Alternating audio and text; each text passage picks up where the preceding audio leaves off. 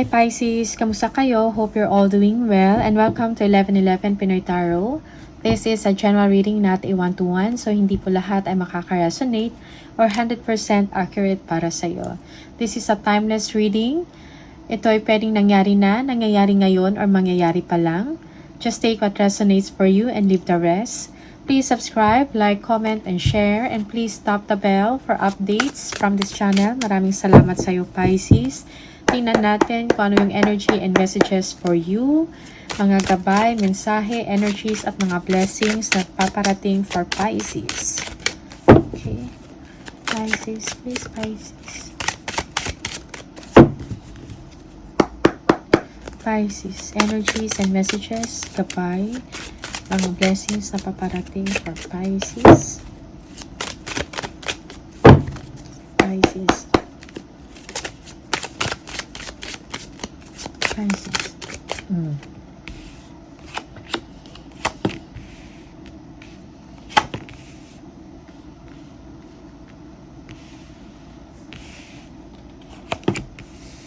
Okay. So, don't be too hard on yourself, Pisces, no? Yung iba sa inyo nag-iisip, nag-aantay kung kailan ka magkakaroon ng kasaganahan or paano mo ma-reach ang inyong goal, ang inyong target, okay? You feel that you are uncertain, parang hindi mo alam kung anong gagawin or anong mangyayari sa inyo or ano yung gagawin niyo yung desisyon for some of you para sa kaayusan, no? Or improvements sa inyong sitwasyon pagdating sa trabaho, sa business or creative venture ninyo, or pagdating sa inyong kaperahan. Okay? Yeah, don't be too hard on yourself. Palayain mo yung sarili mo sa pag-iisip ng hindi maganda, no? Okay? Do not dwell on that emotionally. Okay? For some of you, parang kailangan mong palakasin yung sarili. Be confident, no? Huwag mo i-underestimate ang iyong sarili at ang iyong kakayahan. You are confident, smart, intelligent, warm, okay? For some of you, you are a business-minded, you are very creative, no? Kailangan lang din ng tiwala sa sarili at aksyon, no? Tiwala sa inyong kakayahan. Okay? Yeah.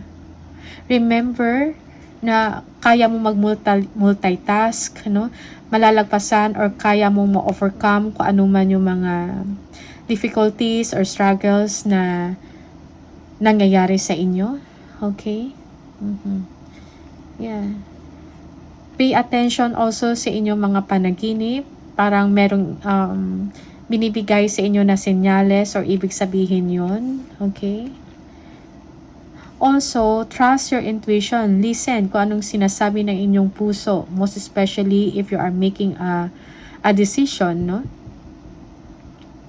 Choose happiness. Ibalik yung dating sigla sa sarili, sigla sa isang sitwasyon. Be inspired. Okay.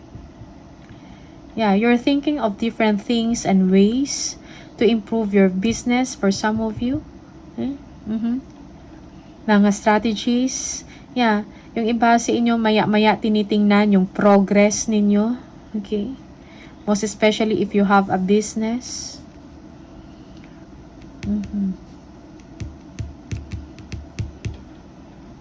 Be compassionate also. Someone needs your affection. Someone needs your love and attention and time. Okay. Maybe this is a father figure. Yeah, parang hindi mo siya tinitingnan. Parang tumitingin ka dito sa kabila. Okay? Yeah. Bigyan mo siya ng pansin for some of you. Okay? This person is very attracted to you. Mahal ka ng taong ito. Meron siyang gustong sabihin pero kinikip niya lang sa sarili or hindi siya ganun ka-expressive or hindi siya ganun ka-vocal.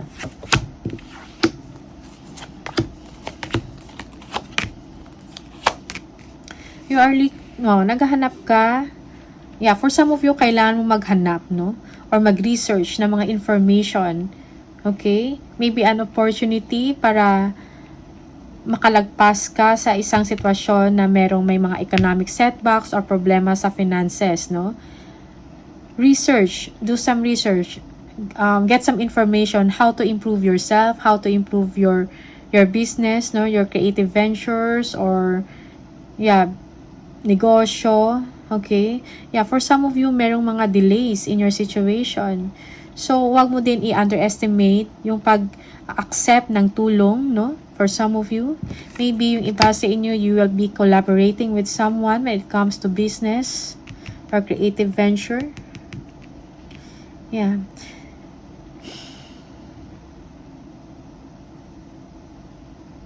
There is someone that is feeling left out in the cold, okay? You are thinking that someone will show you affection. You are expecting or hoping that someone will give you time and attention or magpakita sa inyo. Okay? Yeah. Someone is getting information about you or this is you, Pisces. Kung anong nangyayari sa taong ito for some of you. Okay? Yeah. Merong tao na gustong-gusto ka. Okay? Masaya siya pag na-express or pinapakita niya yung feelings or yung gusto niya sa inyo. But then, at some point, merong delays or merong something na parang feeling mo you are not being attended to or kabaliktaran. Hindi mo siya pinapansin. And someone is getting information about this. Okay?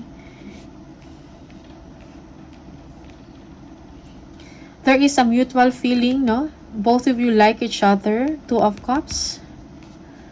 Okay. So, this is about romance for some of you. A relationship. Okay. If not, business partnership. Okay. Or collaboration. Collaboration sa work para lalo pang umunlad ang inyong negosyo or ang inyong business or yung inyong creative ventures, kung ano man yung ginagawa ninyo, or creative projects.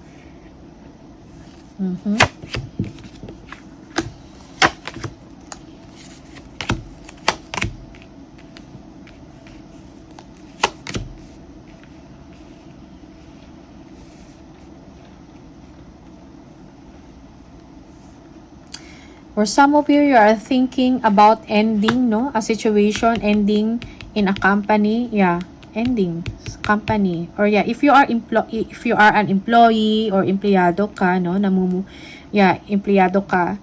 Maybe you're thinking about resigning or quitting, but you are thinking about this. Parang gumugulo yung isip ninyo, okay? Whether to stay or not. Make your own path. Okay? Yeah. Parang kailangan mo ng change sa inyong sitwasyon, no? Positive change, Pisces. You need that.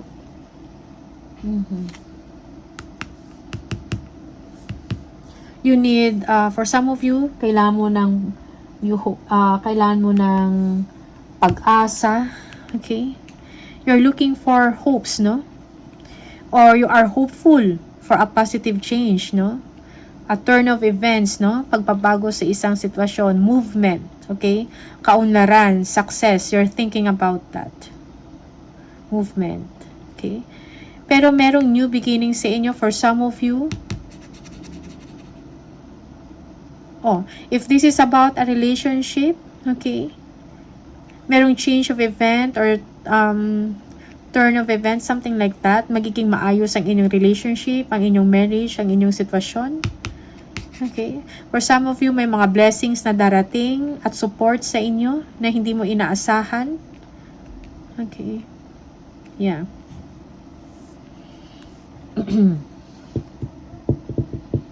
Yeah. Kung nag-iisip ka about sa marriage ninyo or relationship or about commitment, merong pagbabago na mangyayari. Okay? It is destined to happen. Okay? There will be full of hope, love. For some of you, you will be receiving a gift. Okay? Or there is a resurgence, no? Pagpanunumbalik ng pagmamahal sa isa't isa. Panunumbalik ng commitment, no? Okay? Or long-term relationship with someone. Okay?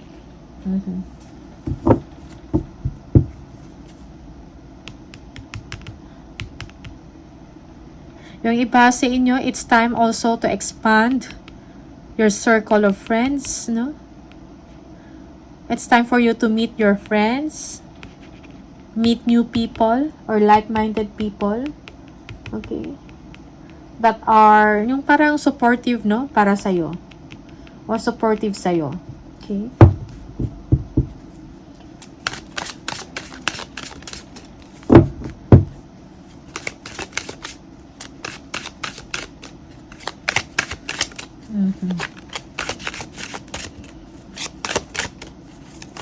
Pisces.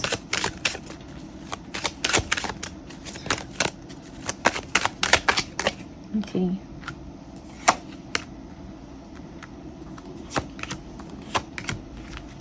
Pagdating sa work, you are a strong person, capable of doing anything and everything. Okay, Pisces. Okay. You are strong in mind, in action. Okay. But also, it is saying, be kind, no? Be kind, no? Sa mga tao na nasa paligid ninyo, most especially sa work mo. Okay? You are so defensive. You are setting walls or setting boundaries with people na nagdi-distract sa inyo or gumugulo sa inyo or something like that na magbibigay sa inyo ng kaguluhan. Okay? Dinidepensahan mo yung sarili mo, nagsiset ka ng boundaries at ng walls. You are defensive, no? You are a strong person. You are a hardworking person. And yung iba sa inyo, yung hard work mo, no, will be paid off. Okay? Parang nakafocus kayo sa work nyo. Yes. So, wag kayo ma-disappoint sa inyong trabaho kasi masusuklian yung hard work ninyo. That will be paid off. Masusuklian yan ng money, kaperahan. You will be rewarded. Okay? Maybe it's incentives to or commission. Okay? So, do not get disappointed. Okay? Napapansin ang inyong galing, no, sa trabaho. Yeah, for some of you, someone is observing you.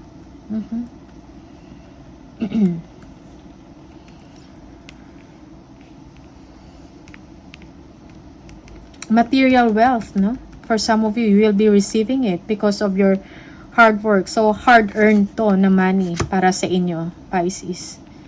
And you will be glad about it, okay? So, get out from that disappointment.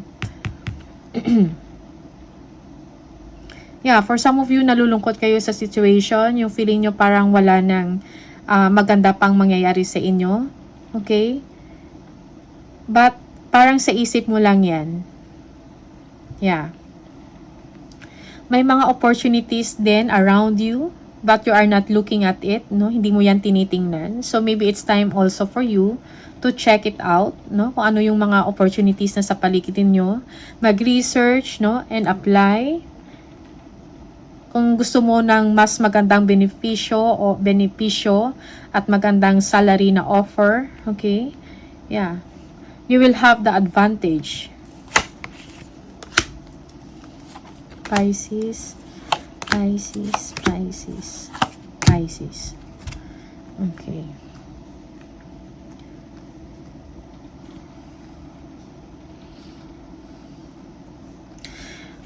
For some of you, merong disappointment sa situation, or you feel sad, or you feel hurt, no? Yeah, someone is so defensive.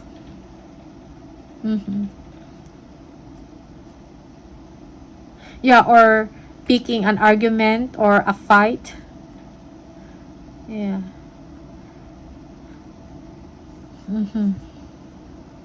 Yeah, for some of you, silence is golden, no? So, choose your battles wisely for some of you. Okay?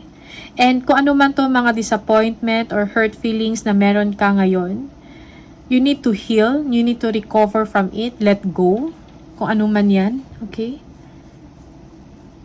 Yeah. Yeah, someone is hurting. Someone is heartbroken, okay? There is a breakthrough, no? sa inyo, sa negosyo to or something like that, napapag-usapan kung ano yung business or yung produkto mo for some of you, or kung if you are an employee, napapag-usapan yung galing, yung skills na meron ka. Okay? You are an expert for some of you sa inyong ginagawa.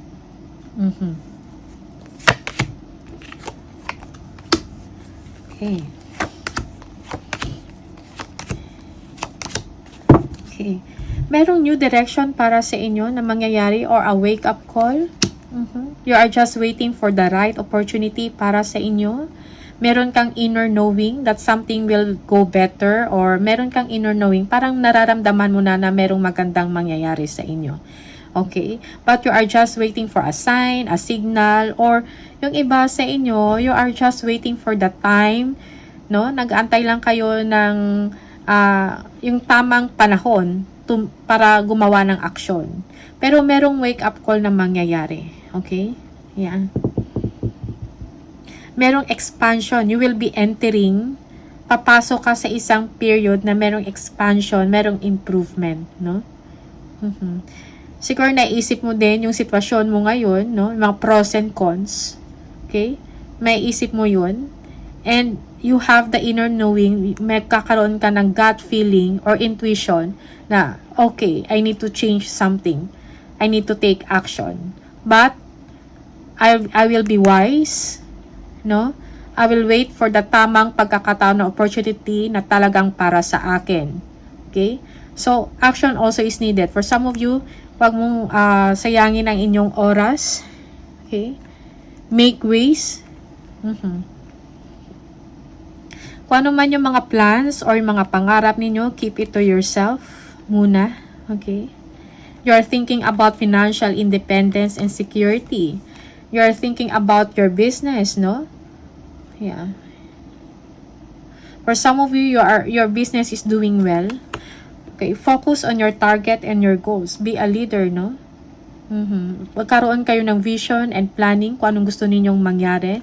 Then follow through, or if follow mo yan, sundin mo yan. Okay? Pero you are just keeping it to yourself, no? Keep it muna sa sarili mo. Just do it. And you are just waiting for the right opportunity, for the right timing, for you to change, no? Para mag-improve, no? Para mag-change ng new direction para sa inyo. Okay? Yeah. Yeah, yung iba sa inyo may wake up call no? Na it's time to make a change. It's time na para baguhin ang direksyon ng inyong buhay. Okay? Or it's time to change kung ano yung current ninyong sistema sa buhay ninyo. Sa bahay nyo man yan, sa negosyo. It's time to change. Parang kailangan ng movement. Pero dapat right opportunity. Okay? Ang iti-take nyo kung ano man yan. Okay?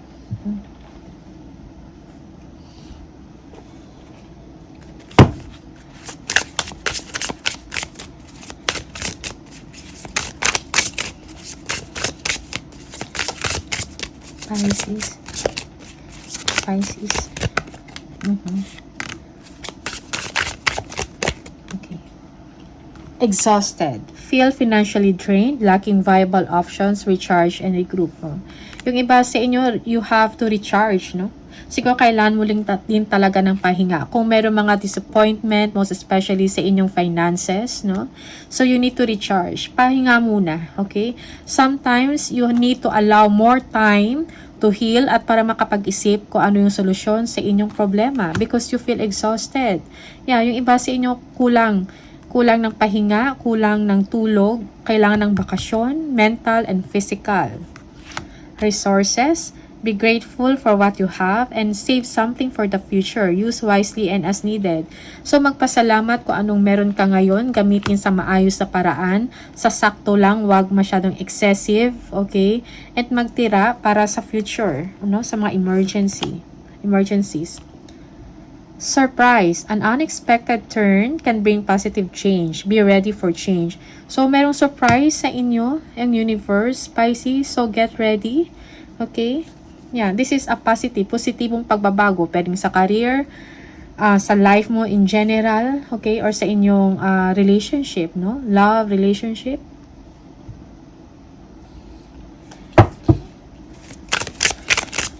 Pisces.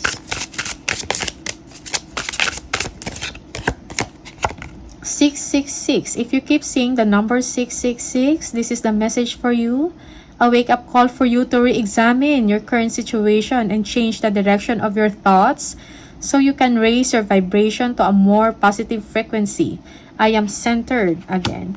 So, listen to your intuition, no? Meron kayong kailangan i-review, self-assessment, kung ano nangyayari sa inyong buhay, okay? Change of mindset, change of principles, something like that, no? Change of a system. So, merong wake-up call na mangyayari sa inyo. Okay? Or meron kayong pag-iisipan talaga at something important, no? Na magkakaroon ng direct effect o resulta sa inyong pamumuhay. Spirit message.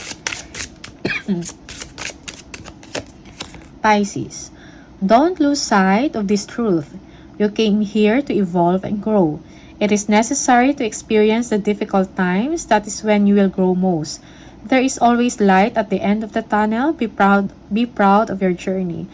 So, there is always light at the end of the tunnel. Kung meron mang difficulties, paghihirap, or struggle kayong nararanasan ngayon, hindi naman yan magtatagal. It's not long term, okay?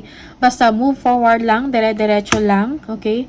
Meron ding kaliwanagan sa dulo. Alright?